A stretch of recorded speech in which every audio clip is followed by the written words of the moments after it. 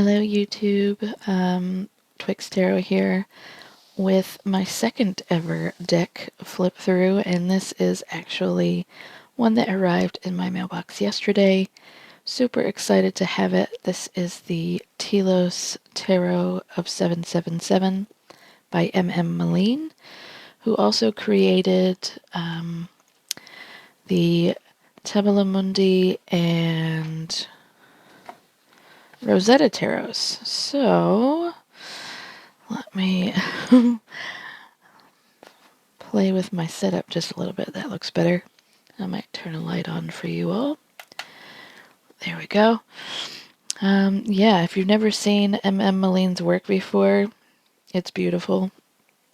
And Meleen is a wonderful, wonderful tarot history buff and Crowley history buff who co-hosted the Fortune's Wheelhouse podcast with T. Susan Chang, and also co-authored Tarot Deciphered and I believe Tarot Correspondences were both based on that podcast that they did together. So Meleen is a big Thoth fan and knows the symbols within the original Thoth deck, I think like the back of her hand, or their hand. Sorry, I'm not sure which pronouns likes to use. I should probably ask that one day. Anywho, this deck, the Telos Tarot of 777, was on Kickstarter for a very short time, super short campaign. It was fully funded probably within its first hour, if not the first 10 minutes, I would say. And if you want to pick up a copy for yourself, it is available on MM's website, which is tarotcart.com. And I'll pop the link in the description below this video. I will be referencing some of the information provided on the Kickstarter, just because I think it's fascinating. But it will help you understand a little more about the significance of this deck. So I'll just, I might do a quick walkthrough of the deck, and then I can talk about what the deck looks like in comparison to her previous decks or their previous decks. But here is the classic Meleen two-piece box, which is not my favorite. It's probably my only gripe about these decks, but I fully support MM's decision to use this sort of box because they are locally sourced to where lives, and supports local businesses wherever possible. Even if it does up the costs significantly for their decks, I think I stand behind this. So yeah, it is very high quality, and it does have that lovely foil embossing on the front, which is the phi symbol. I think that's how you say it. Could be phi. I think it's phi, which comes from, I think, the Greek alphabet, P-H-I, phi. And yeah, this is the first possible deck that was created when, whoops, it's upside down, during the 36 zodiacal decans associated with each minor arcana. All of the court cards were also, I think, painted during their specific decans. And I am just looking here. Yeah, so this deck actually took over 4 years to create because the majors and the court cards were also done during relevant astrological timings. That is wild to me. So did create all of this artwork themselves. using classic art techniques, traditional art materials of ink, paint, and colored pencil without any digital process or AI influence. Each card was painted with the colors of the Golden Dawn color scales for the card, and complex geometric designs were done by hand with drafting gears. So all this information is available on the Kickstarter campaign still. And each card really stays true to the descriptions of each card, stemming from the Picatrix. So, for instance, a quick example of this would be Aries Decan 1, which is, I think, the Two of Wands, and Per 777, which is Crowley's, the Golden Dawn's descriptions of the tarot cards.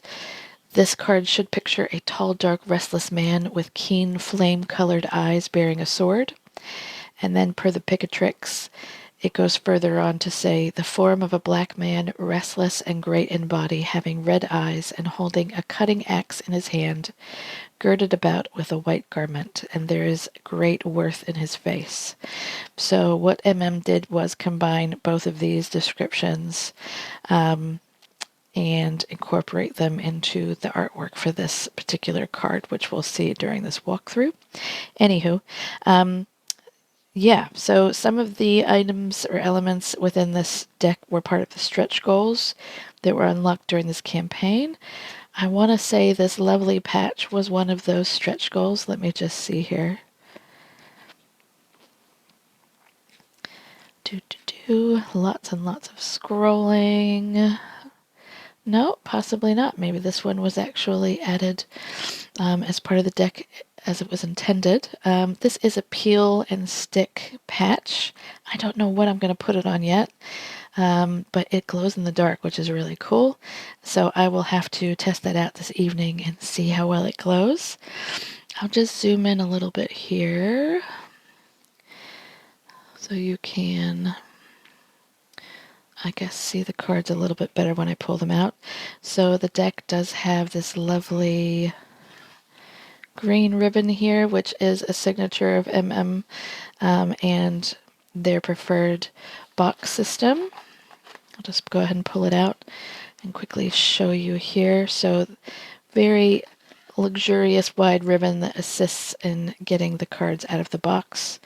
And then behind the ribbon in this box we have an additional sticker, which is pretty cool. I believe that one might be the sun, the stele of, or stele of revealing, but I will have to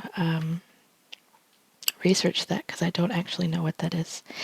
And I don't want to take you down a rabbit hole with me in this video, but maybe I'll, cover it in another one. So we're just going to pop that box over to the side now and have a look at the actual deck. So here we are. It did come with this lovely guidebook, which is a little bit different than, say, the Tabula Mundi Tarot guidebook, which was printed and folded and then bound with a red ribbon that matched that deck. This guidebook actually is bound and has a little bookmark, which is really lovely. So there is a lovely, I guess, foil sticker here that kind of puts with most of her decks. And there's this little blessing at the back that says, "May these cards serve you well and guide you to your highest goals and inherent telos."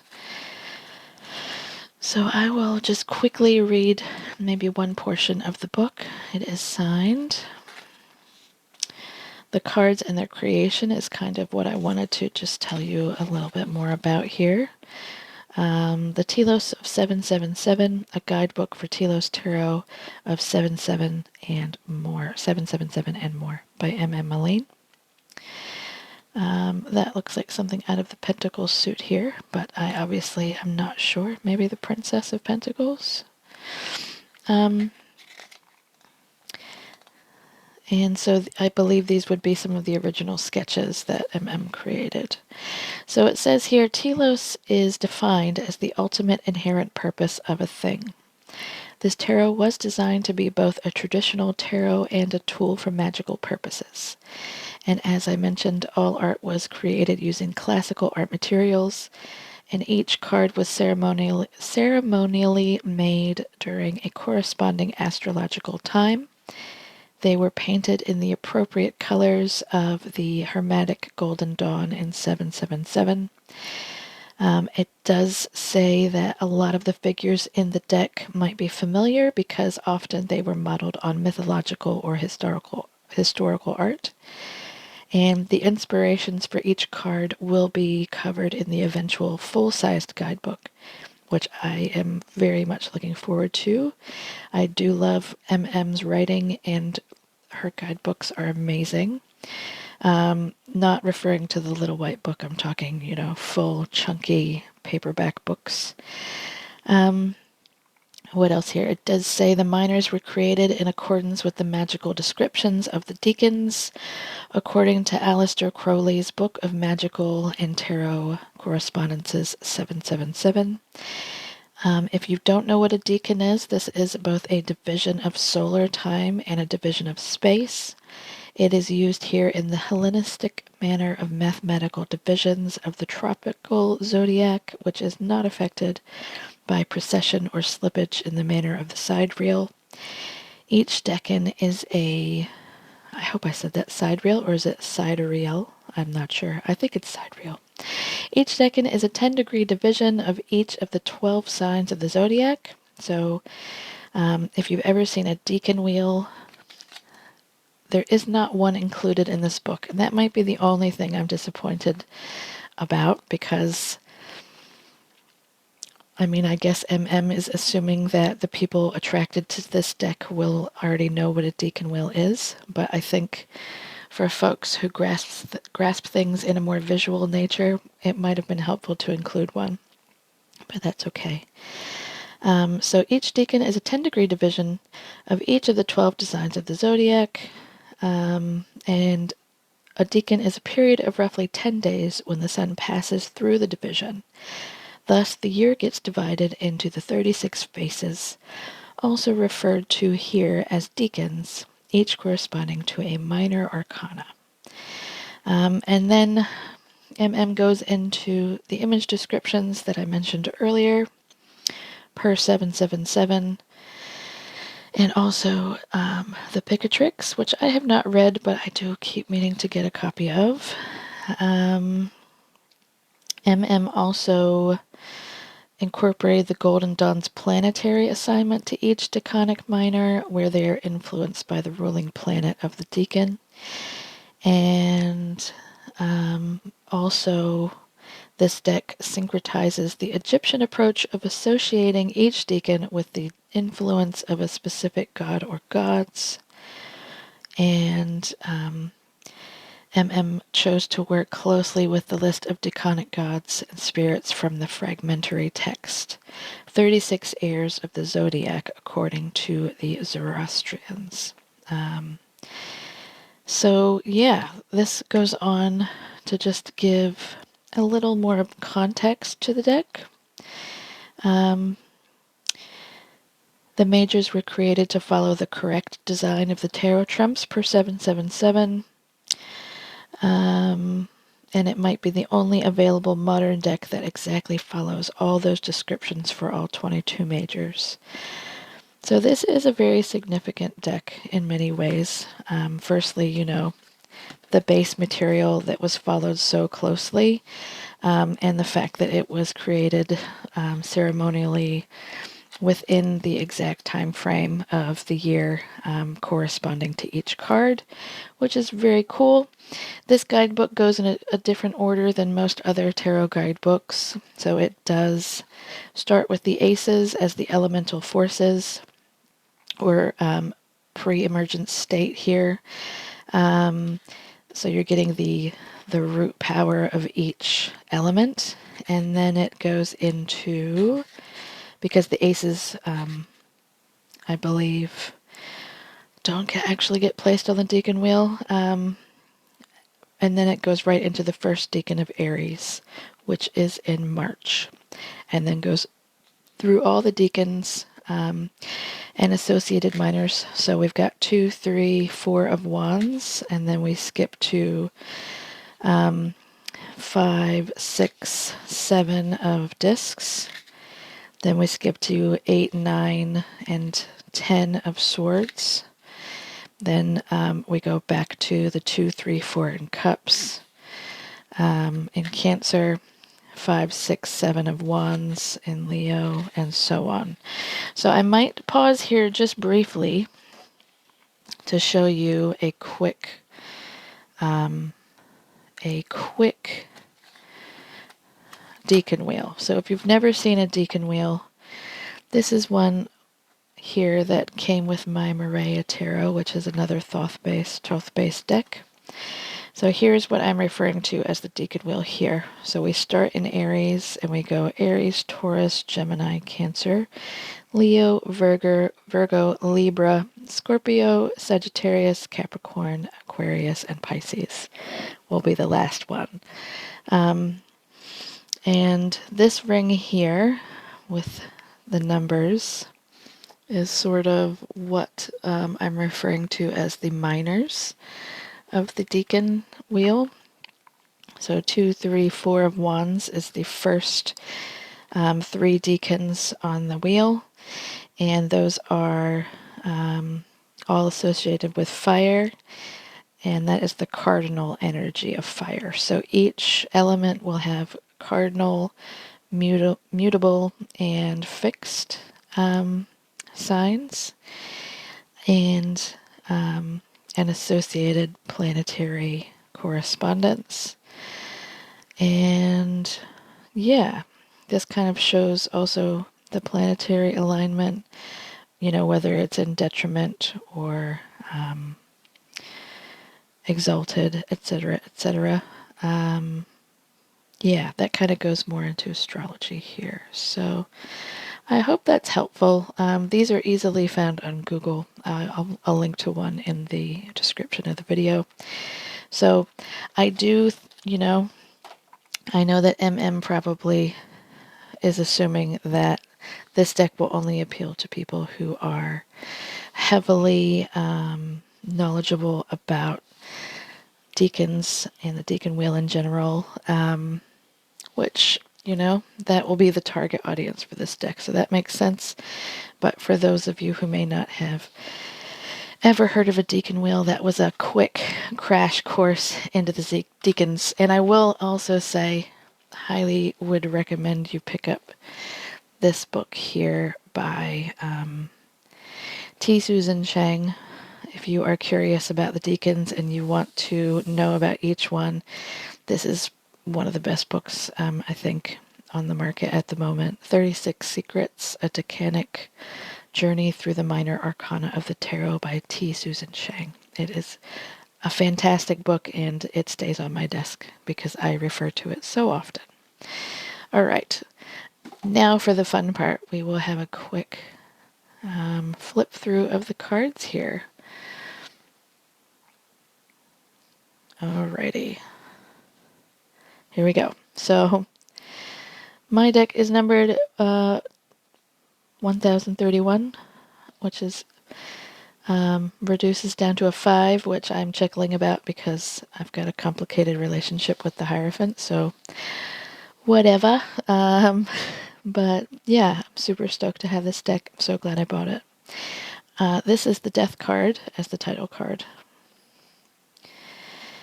And there is an additional card here that says, "To me belongs yesterday, I know tomorrow."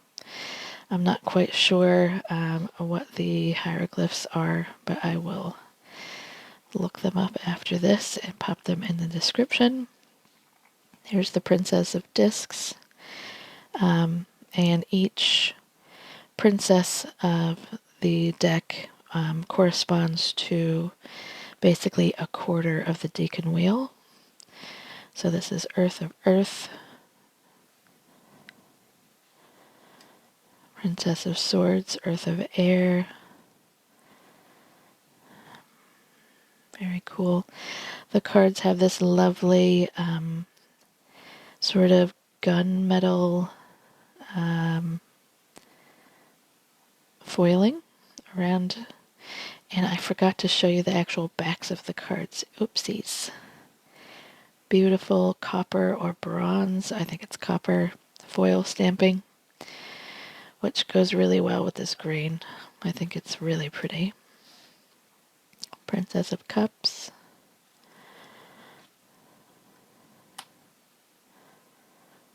Princess of Wands. I did see one comment in a Facebook group saying that this cardstock was slightly thinner than previous decks. I have to say I agree. I don't think it's bad cardstock at all. I think it's fine. I do think it is a little bit thinner than other cards. But that's probably not going to be an issue for me because I'm really careful with these decks.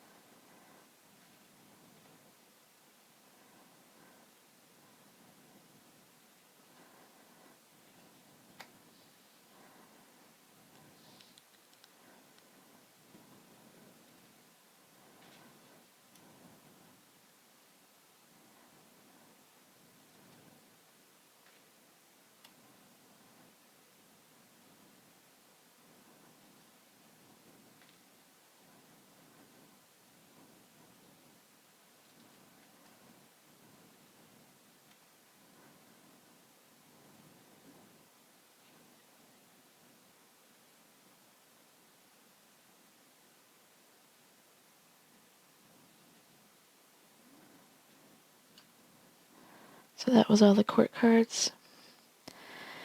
Now we are moving into the majors.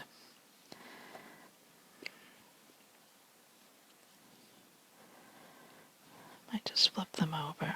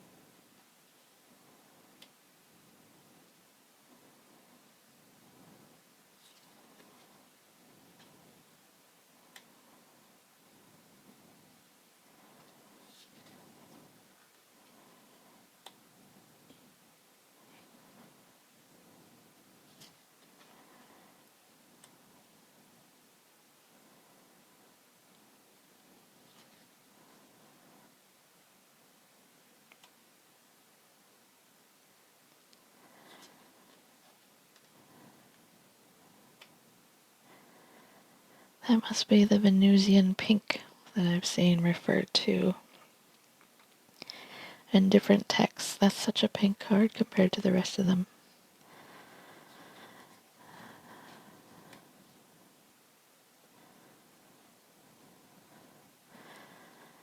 We're going to have some words to this deck, I think.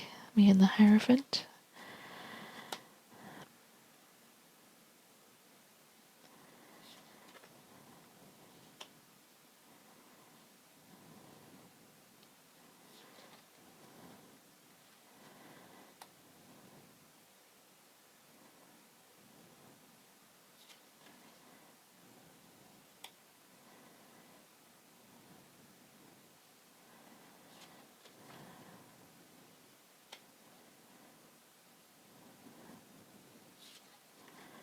Alright, now we are getting into the minors here. I am just curious if I look at this side of the deck. Right, we've got the aces. And the 2, 3, okay. So I reckon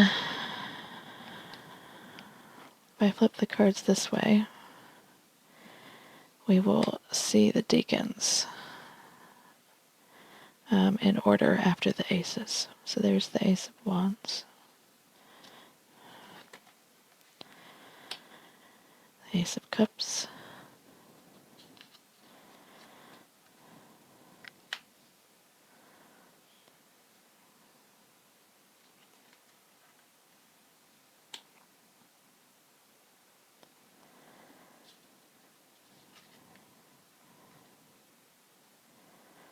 and here we start with the first minor of the decans. So this was the description that Meleen mentioned on the Kickstarter. I might just scroll up and see if I can find that again.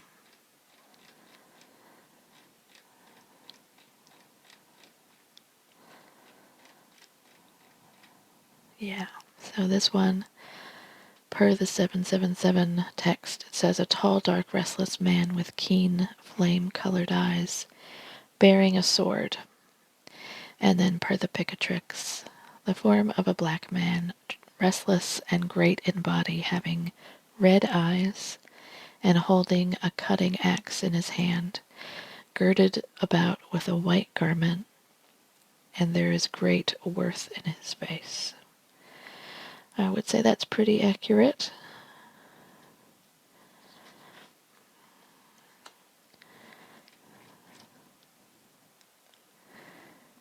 The Three of Wands description per 777 is a green-clad woman with one leg bare from the ankle to the knee. The card features Persephone, the daemon of the decan per the Hellenistic fragment known as the 36 heirs of the zodiac.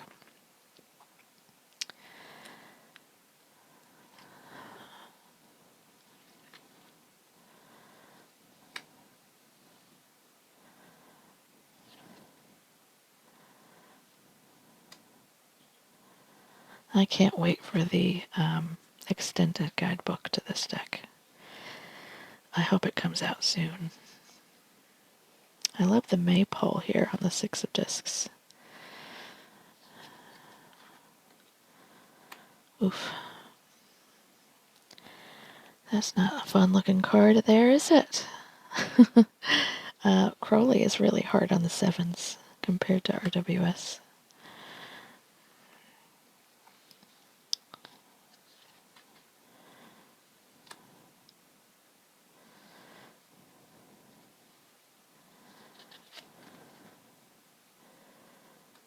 Oof.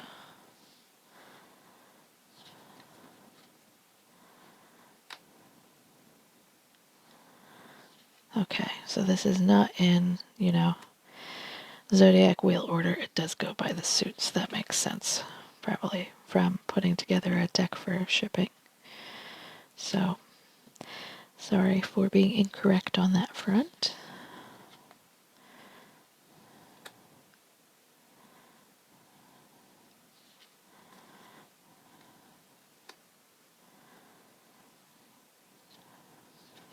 Oh no, it does. Ugh. I'm getting so swept up in just the artwork, I'm not actually reading the cards. So there you go. It is totally following the decanic order.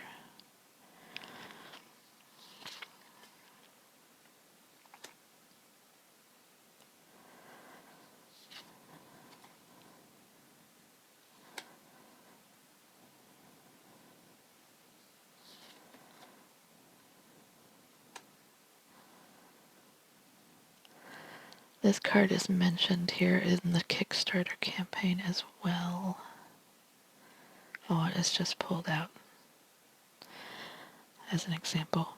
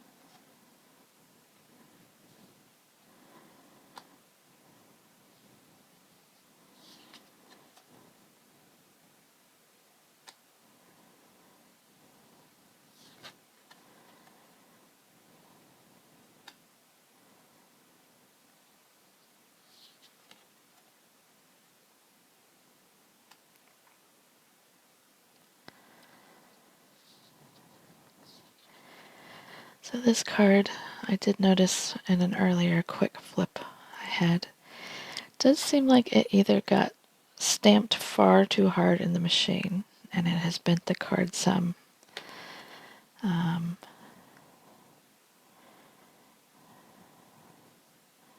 Oh no, it's not this one. But you can really see the foil stamp, like the outline of the frame coming through. But there is another card similar to that one where it's really noticeable.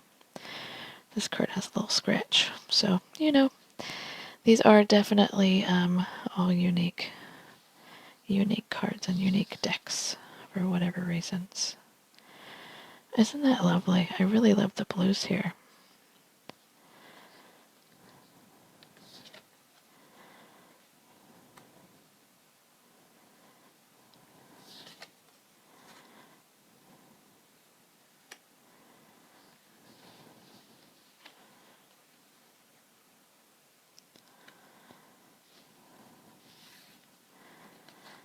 And there we are finished.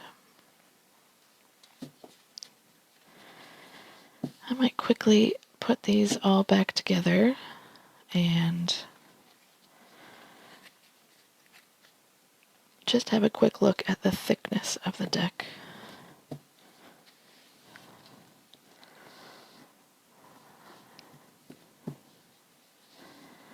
So that's how thick it is. As you can see, it is not edged. And mine has this little ridge maybe from, don't know if you can see that. I might have to file that off. Or maybe I'll leave it, I'm not sure. I'll have a quick look at the Rosetta Tarot because my Tabula Mundi has a bunch of extra cards in it at the moment. So if we're comparing, you know, apples to apples with just a straight tarot deck,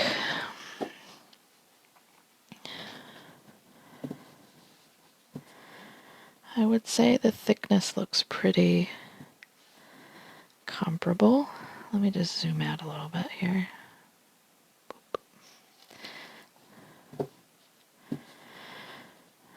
So pretty comparable. I would say the new deck, I don't know, seems to have rougher cutting to it, if that makes sense. This deck is super smooth if you run your fingers along. This one is very rough. So there might just be slight inconsistencies in the sizing that was used here, or maybe the blades for cutting weren't as thick. But in terms of cardstock, these feel very similar finish, so it's a very matte finish. The edges are slightly less rounded at the corners, though. I don't know if you can see that. Hold on. So, yeah, you can sort of see there that the corners have not been as rounded on this deck. So I am not sure of the choices behind that. It's not really a big deal to me. I might also quickly have a look at my Tabula Mundi while I'm here. Yeah, so again, with my Tabula Mundi, you can kind of see I've got some slight card differences within my card deck. There is this, it's the decans. So I got the decan cards as well as my deck, because I like to have the decan cards on my altar during the decans. And those are ever so slightly shorter than the rest of the deck. That does not bother me in the slightest because I would never probably keep them in the deck while I'm shuffling. But again, this is very smooth and uniform compared to this deck here. So that's interesting. Not sure what happened there. Surprisingly, I want to say the edges of this deck are probably the same. Yeah. So that looks like much more of a match between corners compared to the Rosetta, if that makes sense. So yeah, there's a quick comparison on the border colors as well. Keep in mind I am using quite a warm white light here, but if I change over to a cool white light, that's probably a colder white light here. Just turn it up slightly. So we've got Rosetta has the nice gold.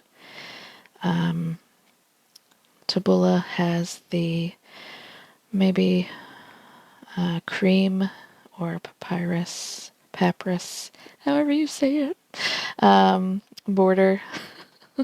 My words fail me when I'm on the spot. And then the Telos Tarot 777 has more of a, I would say, a stone-colored border, if that makes sense. So there's a quick comparison. Cardstock, Rosetta and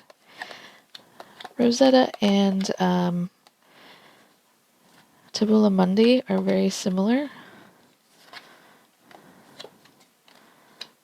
Maybe Tabula Mundi's slightly thicker. I do feel like Telos is ever so thinner than both of those. So this is a deck I would recommend being very careful with if you're a riffle shuffler. Maybe don't riffle shuffle this one. Unless you like doing that and that's your thing, and that is totally okay, because it is your deck after all. Anywho, thank you so much for watching this, if you did, and I hope that you get some of these amazing decks in your collection at some point, because they are just beautiful.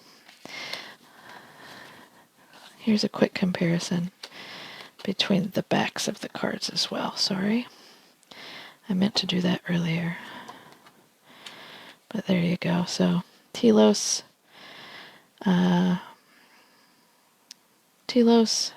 Tabula Mundi, and Rosetta Tarot. All right, that's it. I will wrap this up here. Thanks for watching. Bye.